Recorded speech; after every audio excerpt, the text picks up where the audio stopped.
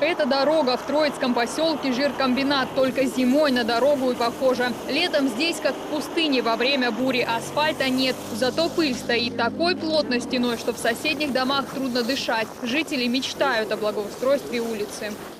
Летом будет хуже. Водостоков нету. Вот что хотел сказать, чтобы, естественно, качественнее бы дорогу сделали. Лучше, конечно, асфальт и водостоки. Когда будут водостоки, тогда будет и дорога чище, и нам дышать будет легче.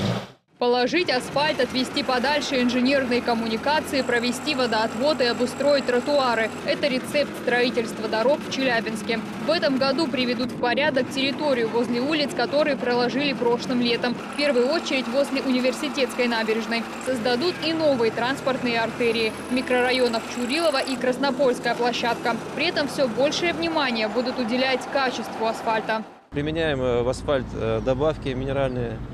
Они хорошо себя зарекомендовали, но они как служат для лучшей связи составляющих асфальтобетонного смесей, служат как водоотталкивающий материал.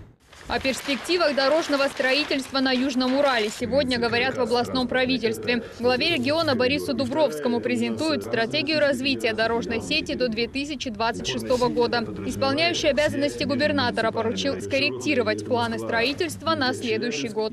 Безусловно, будет поддержано продолжение финансирования муниципальных образований. Будет усиляться работа по ремонту и капитальному ремонту автомобильных дорог, то, что в собственности Челябинской области. Это очень немаловажно, потому что сегодня у нас серьезные недоремонты.